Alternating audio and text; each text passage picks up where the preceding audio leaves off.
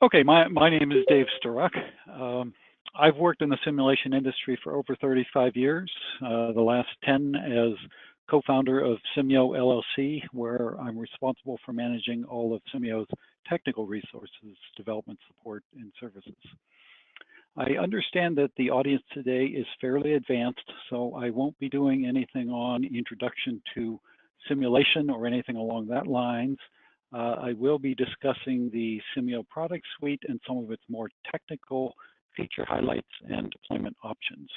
If anybody wants to cover more of the basics, please contact anyone at Simio and we can certainly arrange that. Okay, so let's get started with a bit about who we are. I've been in business with Dr. Dennis Pegden for over 30 years. Under his leadership, our companies have created many innovations in the simulation industry. I expect some of you have heard of SLAM, Simon, Cinema, Arena, and Tempo. All were at their time market-leading products, and they're all Pegden-inspired or Pegden-led innovations. The latest product is the Simio suite of simulation and scheduling products, and that, of course, is what we're here to talk about today. Our many innovations in simulation, scheduling, and cloud-based solutions have already propelled Simio to a market leadership position, both commercially and academically.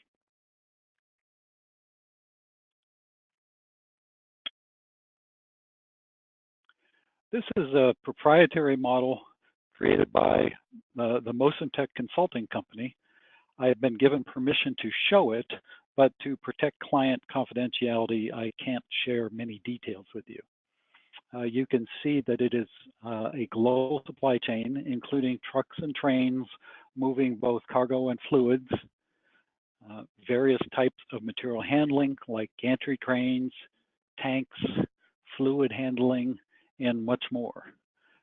This is not just a pretty frame animation, but rather the output of a comprehensive discrete event simulation model. In this model, you can change conditions, assumption, demand, and strategies, and the model will predict your new system behavior. This model started generating meaningful results in a few months, but as you might expect, this model represents much more than a few months worth of work. It has continued to be used and enhanced over many different project phases. You've probably heard of Industry 4.0, smart factory, digital twins, many other buzzwords along that line. They're all popular buzzwords today. You can see how a model such as this one could tie together these various operational systems.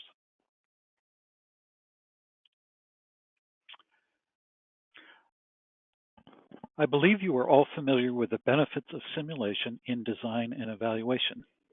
This has historically been the sweet spot of discrete event simulation. But when we designed Simio, we designed it to perform equally well as an operational tool, a single unified model with multiple purposes.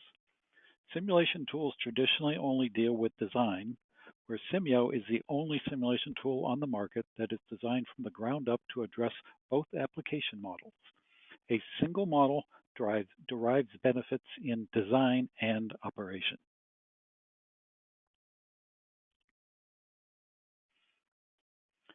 I'd like to talk next about a few of Simio's key capabilities. Simio can capture the important details to accurately model many areas of complexity. Simio can capture the details of complex material handling, like cranes, robotic equipment, and AGVs. Simio can also represent the details of specialized operations, like changeovers and sequence-dependent setup. Modeling human judgment and behavior is always challenging, but Simio includes features to help model experience-based decision logic and work rules.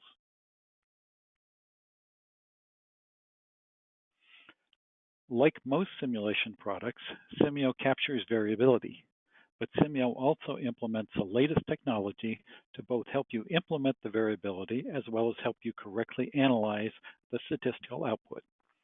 Many modelers have either little background in statistics or studied it in school and have forgotten much of what they knew. Since proper handling of statistics is critically important in stochastic modeling, Simio implements features to remove some of the tedium and help users get the best results.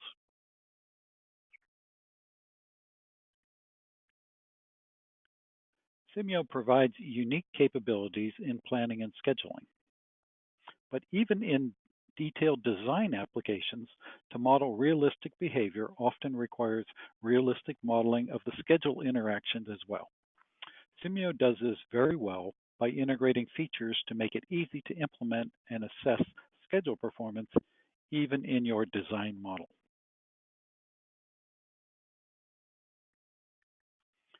Simio has extensive data handling capabilities, some of which I will demonstrate later. A few of the possible interactions are illustrated here. So for example, you can read from an Excel, from database systems, from data tables that are imported from external sources or even created directly within Simio, from ERP, SAP, Oracle, external systems, and even from MES or manufacturing execution systems. Simio can exchange data with practically anything, from CSV and Excel files all the way to SAP and MES.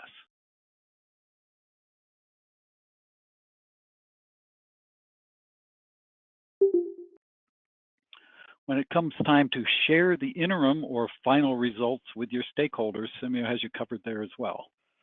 While most systems are currently deployed on desktops, we're seeing a lot of interest and move towards software as a service, or SaaS, whether on a public cloud or an on-premise solution.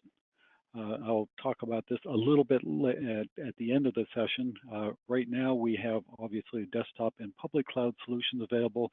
We're expecting to have an on-premises solution available shortly, probably in Q3. As I mentioned before, many large companies are looking to Industry 4.0 as the next technological leap forward. A key part of that solution that is often missing is the ability to create a digital twin or virtual factory model central to that architecture. Simio was in fact architectured from day one, 10 years ago, to fulfill that need.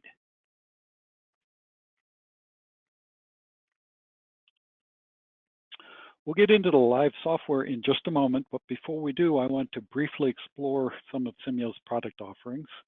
The Simio Personal Edition, you can use that for, it's a free software that's available, and you can use that for learning Simio and for small model building. That's the software that we actually use in all of our classes.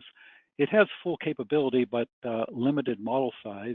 After models get over a certain size, the features are still there, but it disables the ability to save it. So you can build very large models in Personal Edition as long as you trust that your computer's never going to fail and you don't need to save it.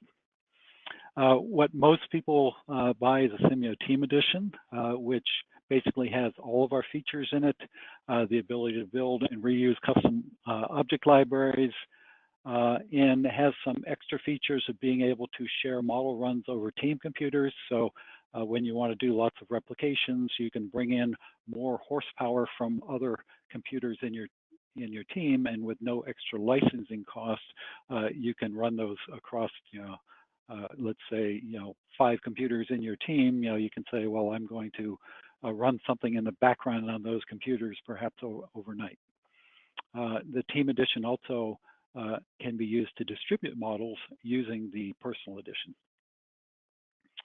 Simio Enterprise is kind of our top-end product that has all of our high-end modeling features, including Gantt and targets and output tables and various things like that. They were really designed in truth for the planning and scheduling capability, but in fact, we have a large number of people who use it just for its high-end modeling features, such as the ability to have a Gantt really helps you understand what's going on in your model and explain it to others, even if you're not using it for scheduling purposes. And then finally, the Simio Portal Edition, we'll talk about a little bit more at the end, but that is our software as a service version. All of these are the same, with the exception of Portal, are the exact same tool, the exact same executable with a feature set expanded by different activation. What that means is that you only have to learn one product for all of those, and a model created in any of those products will run in any of the other products. Okay, so let's build some models. I assume you're kind of anxious to see some of the software here. Again, this is going to be a somewhat advanced webinar, so I'm not going to spend too much time on the basics, but for those of you who have not seen Simio before, I'll show you a short version of it. So it's a drag and drop interface. So I drag a source object is where entities come into the system. A server object is one of the ways that entities are processed, and a sync object is an object that disposes entities, or you consider it like my shipping operation. And with just that, obviously I haven't done anything meaningful, but I can press run and I'll see little triangular entities coming through. These are entities that are waiting to process. This is an entity that is in process, and you can see them moving through the system. So let's go a little bit farther than that. If I bring in a model entity, you can see that I can customize the entity. I can customize the behavior. As I click on any object, you'll see some properties come up over here in the properties window that I can customize the behavior of that object and customize even the looks of that object. In most models, we have paths of some type in between the various objects. I'm going to, for example, add a conveyor in between source one and server one, and maybe a path, and I'll give it a ragged path just because we can from server one to sync. And I can go up here onto my conveyor and say, well, I actually want that to look like a conveyor. So now with just a couple changes, I've got my entities coming across the conveyor and moving over to the sync. Here onto my conveyor and say, well, I actually want that to look like a conveyor. So now with just a couple changes, I've got my entities coming across the conveyor and moving over to the sync. I can also, as I mentioned, go into any object and specify properties of the object. And just as an illustration of that, for example, I can go into my reliability. And on my reliability, I can add failures. So I can add various types of failures. So I'm going to add a processing count-based failure. And just so you can actually see it fail, I'm going to make that fail every, between every, let's say, 5 to 10 parts, it's going to have a failure, and that failure is going to be a brief failure of just a half a minute to a minute. So now if I run this again, you'll see entities coming through here, and somewhere between 5 and 10 parts, you'll see the server will fail and it will go red, and parts will start backing up in front of it. So you can see it's just failed there.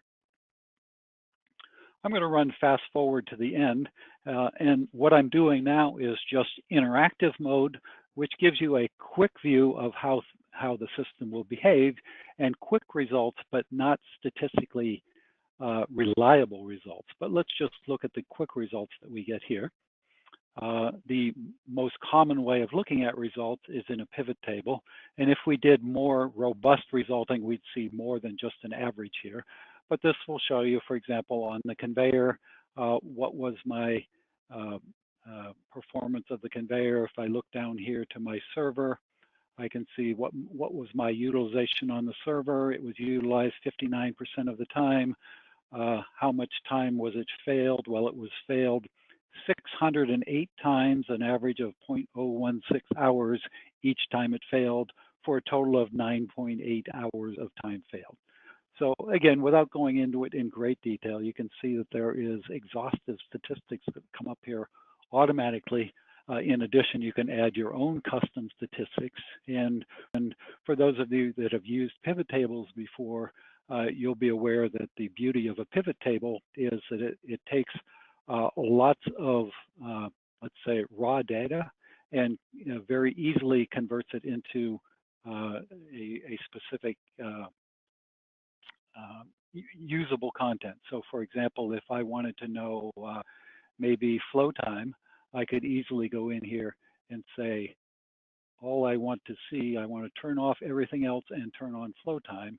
And now there's all my flow time. So very quickly, I can drill down to the things that are important to me. Okay, that's as far as I'm going to take it on the real basics now.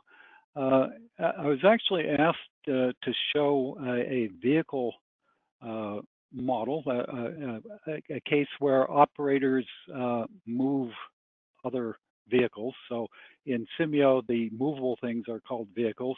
This happened to be a model that was already existing using a simple custom object that in this case represented a wheelchair and a nurse that is required to push around the wheelchair.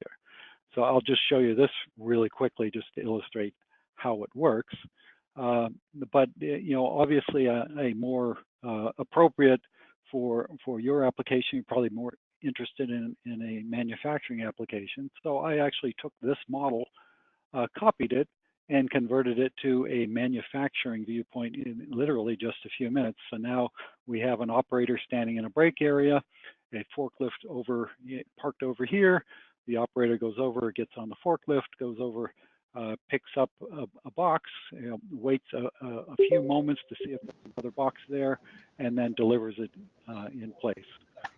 Nothing more to do, so the operator goes back on break, waits till the next box comes in,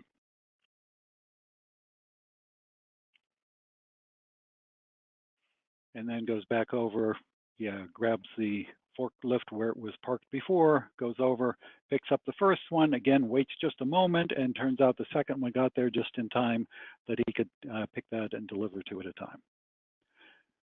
So again, I don't want to go into great detail with this, but just to illustrate the types of things you can do. So this happens to be a custom object, a vehicle object. And let me stop this model for a minute. And I'm just going to drag in a vehicle. So this is our standard vehicle object. And I'm not going to go through all the properties in here, but these are all the properties that you can use in our standard library object, including loading and unloading time, parking options, travel options, routing options, reliability, financials. So there's lots of options in there. In order to have this forklift truck that required a driver, we just took that object and subclassed it and said, well, I want an object that behaves in exactly the same way, except for it also has some fields for, is there an operator required? If so, do I specify a specific operator or select from a list? If I said specific operator, who is that operator? And how do I select if I have more than one operator available? So those were the four properties and a little behavior that was added on to the forklift, starting with the vehicle object.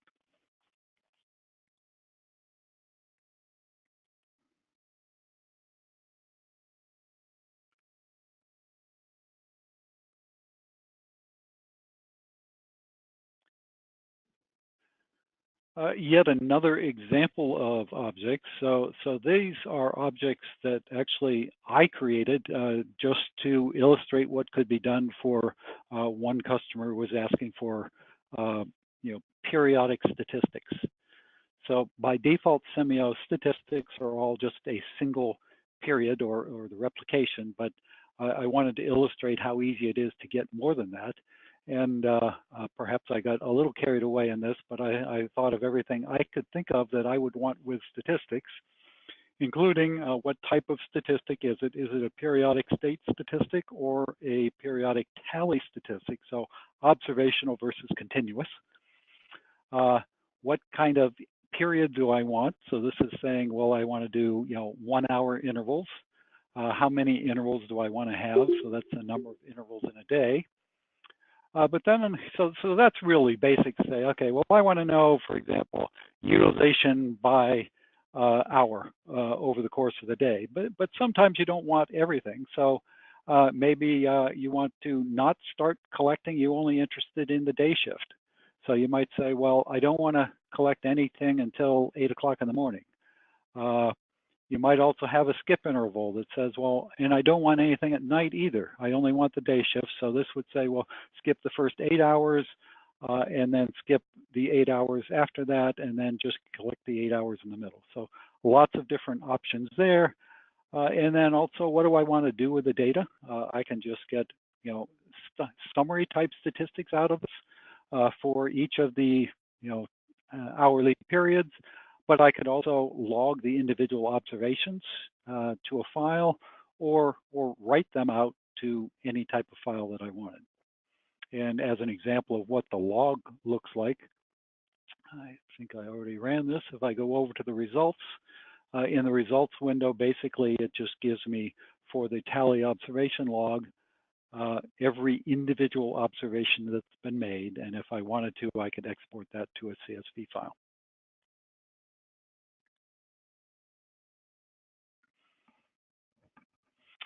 Okay, so I just gave you a couple examples of building custom objects. And one of Simio's advantages is that it is a true object-oriented product. So everything in there is objects. An object is basically typically something that you can look at, talk to, point at, see it out on your plant floor. And it is a complete, comprehensive, defines the data, logic, behavior, view, events, and all of its interactions with other objects.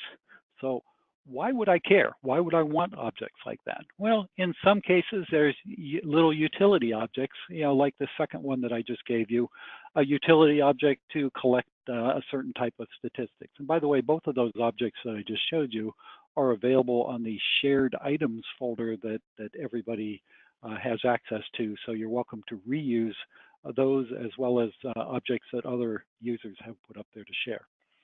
The vehicle object, maybe that qualifies as a complex object that has some custom data and behavior. It has exactly the desired features I have in there, no more, no less. And one nice thing about that is that it can be totally debugged. So, you build it, you use it, you find a problem with it, you fix the problem with it, etc. And then you might want to distribute that to others so that they can take advantage of that. That's particularly true in larger organizations where you might have a core group of more advanced people that perhaps spend most of their time using Simio, and then a broader group of people who just occasionally use Simio. And these objects and libraries are a good way to share that expertise from the core group to other people in the group.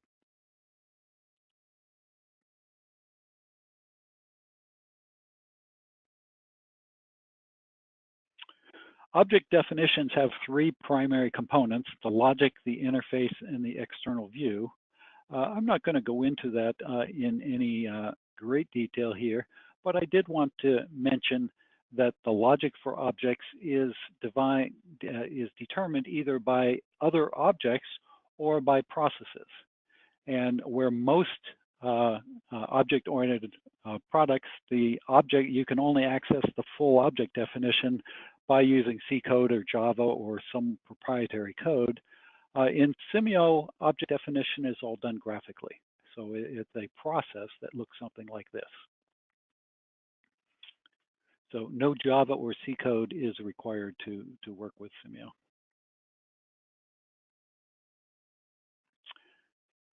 Okay, objects can be built in three different ways.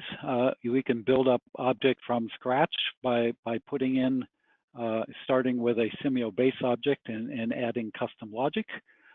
We can derive from other objects. So the vehicle one that I just showed you was we started with a vehicle object and derived a vehicle with an operator object from it and just added a little more logic onto it. Another way of building up objects is hierarchically, where you can say, perhaps these objects represent maybe a work cell. And so I just encapsulate all of those into a new object called a work cell. So you can do any of those types of things. I'd like to show you, switch back to the code again. And let me show you one more example. Oops, that's the one I just showed you. Let's see. This is an example of a conveyor. It's a very simple conveyor model where I have entities of one size coming in here down a conveyor with a speed of 3 meters per second. I have another source with boxes of a different size coming on a conveyor with another speed, merging here to a conveyor yet with another speed, pausing here for processing at the server, and then moving off to the sink. This model, I don't know to what extent anybody has tried building this in other products. I can tell you, although we normally don't speak about other products much, I used to be responsible for Arena development, and in fact, within Arena and the underlying Simon language, I actually designed and coded the conveyor logic there. And at the time, it was, perhaps one of my crowning achievements. It was about 4,000 lines of C code. I can tell you objectively that the Simio conveyors are much more sophisticated than that, have many more features, some of them illustrated by what we're showing right here.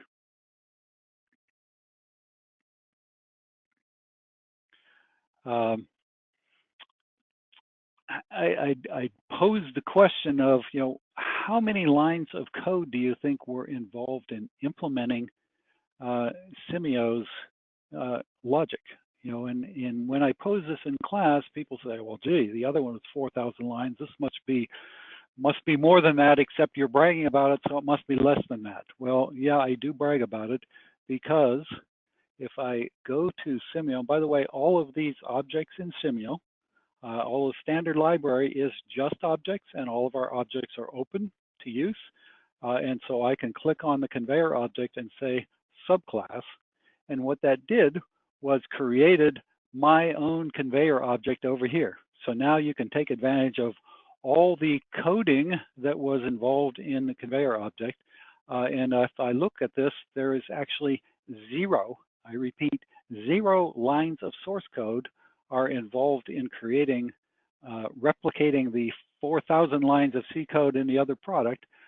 In here, there is no C code. It is all implemented as process logic. And while I won't say that this process logic is trivial, it's also not rocket science. I mean, there's only about 60 steps of process logic in here, and those steps take advantage of engine features to implement a conveyor system that is much more robust than what the 4,000 lines of C code gave us.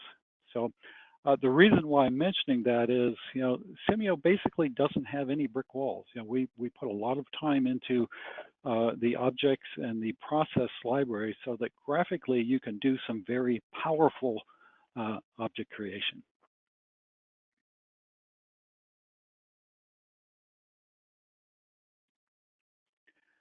We also have a series of other objects, including Simio's extras library. So let me quickly load that. So this is an example of our extras library. So our standard library is in here. This is some of the objects in the extras library.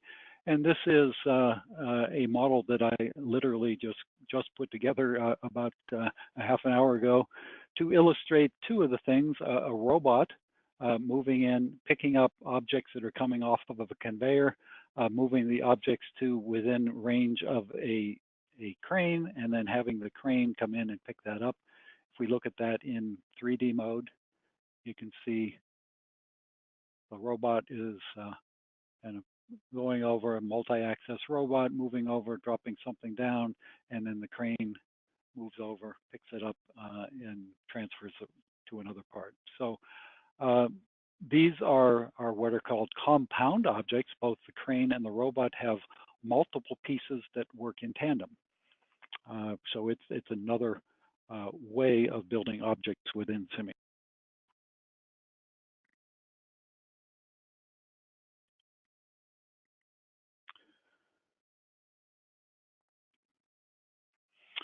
Okay, I'd like to briefly explore Simio's data handling a bit deeper.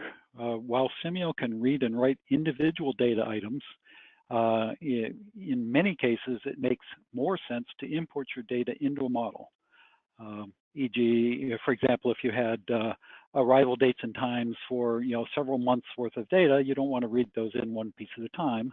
Instead, you can import them into a data table in Simio. A data table in Simio is, at its simplest level, looks like a spreadsheet. But in that spreadsheet, you control what each column of data represents, how it looks like. In fact, you control the schema of the data. You can have something that is convenient for use within Simio, or you can have something that is matching an external process, so you never have to transform to get to your data to bring it into Simio. You can read it as it is in place. This Simio can represent data in just simple tables or complete data sets possible with multiple relational tables. The importing of that data is fast and efficient with lots of different options for bringing those in. So you can essentially bind a data table to some external source. So for example, if I selected a database, then depending on the type of database I asked for, it would have different properties there. It could be as simple as something as simple as a CSV file, which almost everything works with, or Excel, including all different aspects of Excel, or you can go into more complex things like a Wonderware MES system or other custom options. Some of the more advanced things that are built into Simio is, for example, the possibility of connecting to business to manufacturing markup language, or B2MML. That is a well-known standard for data exchange, and Simio, with a single button, can set up a set of tables to match B2MML, and then configure all of your scheduling resources, bring data in, and actually build your model directly from B2MML files. You can also do pretty much the same thing with Wonderware. So Wonderware, for those of you that are not familiar with it, is a manufacturing execution system, one of the popular ones. And it essentially has a model at a different level than a Simio model, but it has a model of the facility built into it. And so essentially this allows you to reach into Wonderware and build a Simio model, configure a set of lists and tables to match Wonderware, and then reach in and read that data and build your model directly from that. But you can also do very custom things. So for example, we had one of our customers had a model that was very dependent on the weather. And so before they'd run each model for, let's say, the next week, they would poke a get weather algorithm, a get weather button that was custom coded in there that would actually go online and read the current weather for the regions of interest and import that into a Simio table, which could then be used for making those decisions. We also have things like pattern-based work schedules that are built in. And while work schedules, similar to a type of schedule, we're just specifying what periods of the day do you work on. You can specify as many different day patterns as you want, as many different week patterns as you want. Don't necessarily have to be a 7-day week. If you have things that are an 8-day week or a 10-day week or something like that, you can do any type of pattern you want. You can imagine that entering through something like this is pretty flexible, but also somewhat tedious. If you have a lot of work periods, then you can also put all of your work data in a data table and read all of this schedules directly from a data table. This is a somewhat advanced feature, but it's also extremely powerful. You know, like the server that I showed you earlier had a single process time. Well, what if I have a process, so for example, an airplane assembly station that has perhaps dozens of materials and resource groups and maybe hundreds of interdependent process steps? Uh, Task sequences was a solution that we put in to account for that type of situation, where basically you can have any number of tasks, each having its own resource and material dependencies, and each having specified dependencies on others. So for example, this is saying task 10 has to start first. After task 10 is done, I can start task 2, 3, and 5 in any order. But task 5 needs to be done before task 6 and 8 start. 7 needs to be done after 6. 9 needs to be done after 8. And before I can do the final task, all of the task 2, 4, 7, and 9 have to be done. So you can see that you can get quite sophisticated with this. And again, you can enter these manually if you'd like. But as they get more complex, you're more likely to have this in an existing process plan database or something like that, so you can read those directly from a table. One last feature worth a mention, or set of features, is as you start building models, how can you be sure your model is working the way you think it is? And so without going into it, I just wanted to mention that Simio has very extensive debugging tools, including a very comprehensive trace to let you know everything that's going on in the model, the ability to watch and see what changes have been made in individual objects, the ability to step through it, the ability to mark breakpoints and stop at those breakpoints, and much more.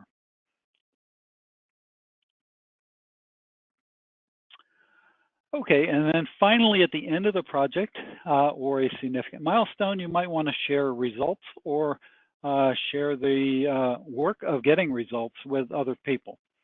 Our first way of doing that, I've already mentioned, is with the desktop personal edition. So in addition to using it, as I mentioned before, that you can use it for learning the software, but you can also, for models that have been saved in Team or Enterprise Edition, you can use the free desktop version to run those models with some limitations. So this is essentially a free runtime license for models that you've developed in any other product, any of our commercial products.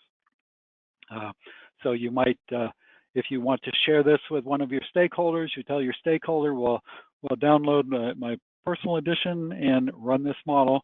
There are some limitations. It's made for, they can see the animation, they can run interactively, they can make changes and do simple experimentation, but they cannot save those model changes. If that isn't enough, another way of approaching it is using our portal product. And our portal product works in basically two different ways.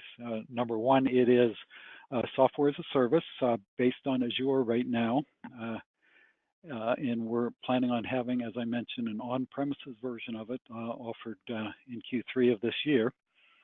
One way of using it is just to increase the visibility of the results. So I can run the model on my desktop, upload the results to the portal, and then distribute all of the results of that to anybody I want without any license required. So there's an unlimited number of viewers for the portal edition once you buy the base portal product.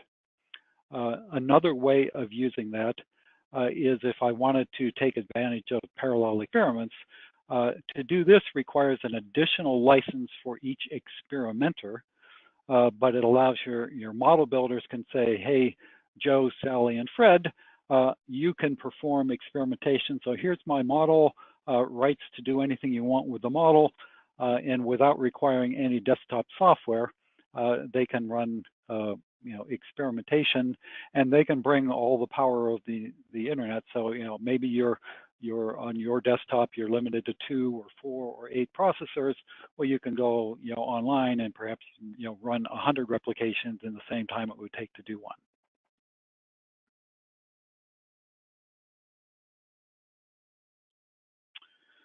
Okay, and finally, hopefully I've convinced everyone now that Simio is something you might want to get involved in. Well, how do I get involved with it? Well, it depends on how you like learning. If you like learning from books, we have lots and lots of books available. If you like learning from videos, we have lots and lots of videos available. And if you like public or private training courses, we have over 50 public courses a year, as well as